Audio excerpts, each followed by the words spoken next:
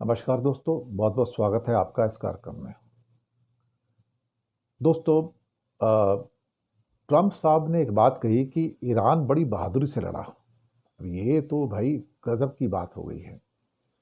Trump के मुंह से ईरान के लिए बहुत सारी तारीफें निकल रही हैं कि ईरान ने बहुत हार्ड हिटिंग किया है इसराइल के ऊपर, और ईरान बड़ी बहादुरी से लड़ा, वहाँ के लोग बड़े शानदार हैं, बहुत अच्छे हैं।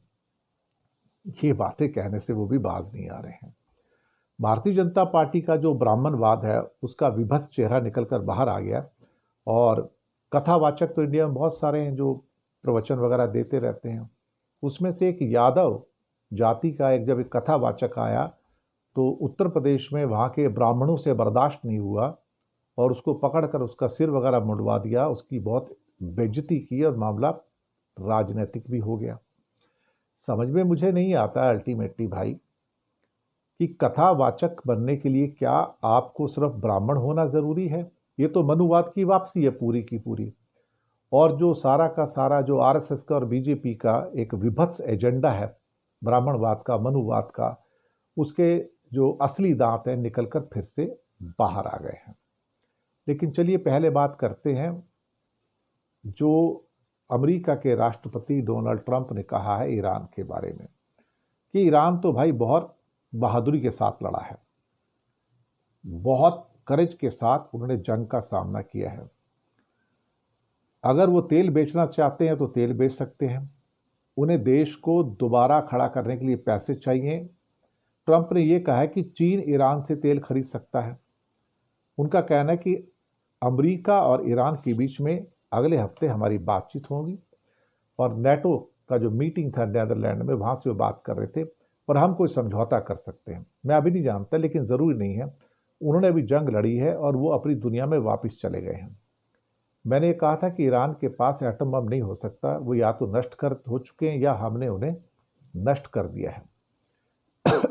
लेकिन साथ में ये भी कहा कि Iran has hit Israel hard. Oh boy, ये शब्द यूज किया, Iran has hit Israel very very hard, oh boy. तो एक तरफ से तो तारीफ भी कर रहे हैं उसकी, एक तरफ उसको चाहते हैं कि वो उनसे कोई ना कोई समझौता कर ले, और वो समझौता कुछ इस किस्म का हो जहाँ पर अमेरिका की जो टर्म्स एंड कंडीशन है वो उसके ऊपर आधारित है। मैं ये भी सोचकर यहाँ पर थोड़ा सा कई बार थोड़ा सा मैं भी डिस्टर्ब हो जाता हूँ कि अल्टीमेटली ट्रम्प साहब चाहते क्या हैं। वो नेतन्याहू के साथ खड़े हैं या ईरान के साथ खड़े हैं? सीज फायर के साथ खड़े हैं या वॉर के साथ खड़े हैं? पीस के साथ खड़े हैं या डिस्ट्रक्शन के साथ खड़े हैं? जो आदमी सुबह कुछ और कहता हो, दोपहर को कुछ और कहता हो, शाम को कुछ और कहता हो, अब उस आदमी के बारे में क्या कहा जाए? मैं खुद भी कभी कभी सोचता हूँ कि इस आदमी पे कैसे यकीन किया जाए कि उसके अंदर किस किस्म की कंसिस्टेंसी है। मुझे तो कोई भी कंसिस्टेंसी जो है वो वहाँ से नज़र आती नहीं। और बहुत सारे विशेषज्ञ हैं, वो खुद कह रहे हैं कि भाई अल्टीमेटली हमें इस जंग से हासिल क्या हुआ। देखिए 1967 में 6 दिन का युद्ध था और मिडिल ईस्ट का नक्शा बदल गया था। तब इस जंग में इसराइल ने कई देशों को मार दी थी, इसमें जॉर्डन भी था, सीरिया भी था और इजिप्ट भी था। तब इसराइल ने नए इलाके अपने कंट्री में शामिल किए थे, वेस्ट बैंक था, गोलन हाइट्स था, सिनाई था, ईस्ट यरूशलेम था। और इससे पहले ये देश सोचते थे कि हम इसराइल का नामो निशान मिटा देंगे, लेकिन इसराइल ने उनका नामो निशान मिटा के उनको तोड़ दिया था। तो इजरायली सेना जो थी वो काफ़ी बेहतर थी। ये बात तो बिल्कुल सही है। जो बात मैं कह रहा हूँ कि जो विशेषज्ञ हैं, जो एक्सपर्ट्स हैं, वो एक्चुअली क्या कह रहे हैं कि किसकी जीत हुई किसकी हार हुई, और ये 12 दिन की जंग थी। और इस 12 दिन की जंग में एक बात तो थी कि ईरान ने सरेंडर नहीं किया भाई। दुनिया में बहुत सारे नेता हैं जिनका नाम भी सरेंडर पड़ चुका है, लेकिन ईरान ने सरेंडर नहीं किया। ईरान के पास कम से कम 2500 बैलिस्टिक मिसाइल थी, और शायद हार्डली 25-30% ही उसका यूज़ किया है। अभी भी उनके पास 1500 से 2000 मिसाइलें अभी भी कहते हैं कि अभी बाकी हैं जो उन्होंने यूज़ नहीं की थी, जो लंबी दूरी की अगर जंग होती थी तो उसके लिए उन्होंने बचा कर रखा हुआ था।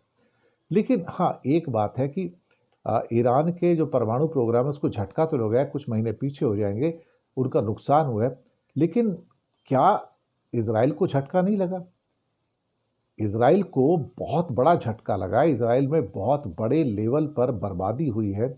वहाँ पे 39,000 तो कॉम्पनसेशन की, मुआवजे की एप्लीकेशन आ गई हैं कि भाई हम बर्बाद हो गए, हमारे 31,000 मकान बर्बाद हुए हैं, तो हमें कॉम्पनसेशन चाहिए।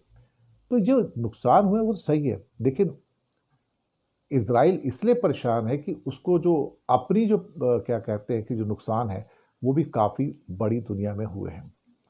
तो मुझे लगता है कि अभी ये कहानी सीज़ फायर की अभी तो रुकी है, लेकिन कब तक रुक पाएगी इसका पता नहीं। दूसरी बात, नेतन्याहू की एक और आदत था कि वो उसे तो रोज़ लाशें चाहिए, रोज़ आदमियों को मारना है। यहाँ नहीं मारेगा तो गज़ा में मारेगा, लेबनान में मारेगा, हिजबुल्लाह को मारेगा, हमास को मारेगा, हुतीस को मारेगा। वहाँ से कुछ नहीं मिला तो ईरान को मारेगा, या जॉर्डन में अटैक करेगा, या सीरिया में अटैक करेगा। उसको रोज़ अटैक कर रहा है भाई, रोज़ उसको बम गिराने हैं और रोज़ उसे अपने सामने 2-4 लाशें देखनी है, भाई कितने लोग मरे। और गज़ा में तो भाई वो तो गज़ब भी करता है, वहाँ तो रोज़ लोगों को मारता है, एक दिन भी नहीं छोड़ता है कि भाई आज कितने बंदे मरे, आज कितने बंदे मरे, आज कितने मरे। तो ये सारी की सारी चीज़ें निकल कर आ रही हैं। एक एससीओ का जो समिट है वो चाइना में अब ख़त्म होने पे आया है। भारत के राजनाथ सिंह भी वहाँ पर गए थे, लेकिन वहाँ पर जो फाइनल डॉक्यूमेंट जॉइंट कम्युनिकेशन जो शामिल किया गया, जो आया, उसके ऊपर राजनाथ सिंह ने साइन नहीं किए हैं, क्योंकि उसमें पहलगाम का जिक्र नहीं था। आतंकवाद का जिक्र था कि आतंकवाद किसी भी रूप में ठीक नहीं है, मान्य नहीं है, लेकिन उसमें पहलगाम की घटना का जिक्र नहीं किया।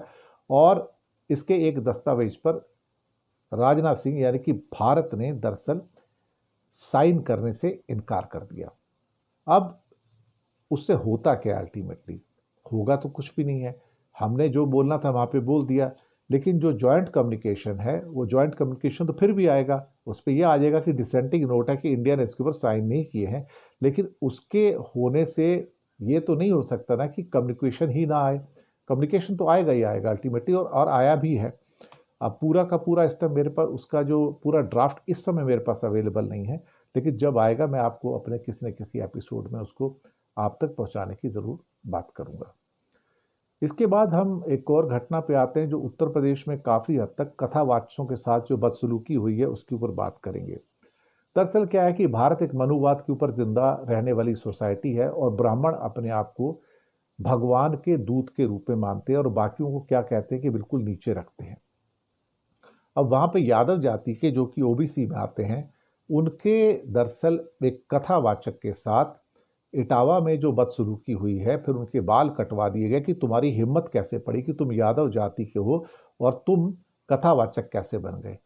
अब यहाँ मुझे भी समझ में नहीं आया कि भाई अल्टीमेटली आप जो काम कर रहे हो वो क्यों कर रहे हो, आप ऐसा क्यों कर रहे हो अल्टीमेटली? क्या आपका पूरा अधिकार है? क्या आपका पूरा अधिकार है कथाएं पढ़ने का? और कोई यादव जाति का कोई व्यक्ति जो है वो कथाएं कथाएं नहीं पढ़ सकता है? ये बात भी सही है, लेकिन अब चीजें जो निकल के आ रही हैं इसने एक विभत्स राजनीति का रूप ले लिया है। वो आरएसएस और बीजेपी का ब्राह्मणवाद और सो कॉल्ड मनुवाद फिर से अपने सबसे कड़वे रूप में निकलकर बाहर आ गया है, और सबसे विभत्स रूप में निकलकर बाहर आया है। इसका मतलब है कि अगर आप ब्राह्मण हो तो आप जितनी मर्जी कथाएं पढ़ लो, लेकिन अगर आप ब्राह्मण नहीं हो तो फिर आपको ये जो होली ग्रंथ हैं भारत के, उसके बारे में कोई भी जो कथावाचन जो है वो आप नहीं कर पाएंगे। और वही इस किस्से में हुआ है। मुझे लगता है कि इसमें भारतीय जनता पार्टी के कुछ ब्राह्मणवादी जो नेता है वो ये कहने का प्रयास कर रहे हैं कि इस पर समाजवादी पार्टी जो है वो बहुत सारी राजनीति कर रही है। लेकिन इसमें राजनीति वाली कौन सी बात है? वो ब्राह्मण लोगों की जो एक क्या कहते हैं ना कि एक साख बनी हुई है, या उन्होंने अपना जो पूरा का पूरा जो अपना प्रभुत्व बना के रखा हुआ है, वो उस प्रभुत्व के सामने किसी और व्यक्ति को इस बात का अधिकार देना ही नहीं चाहते कि कोई कथावाचन कर सकता है। और फिर ये कहना कि वे कथावाचक है, वो आके पहले अपनी जाति बताएगा कि कौन सी जाति से है।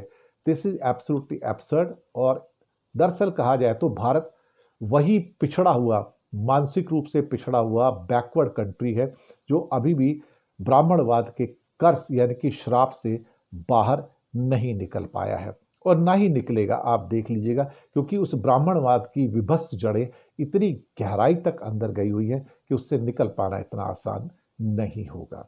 बहुत बहुत शुक्रिया आप सबका।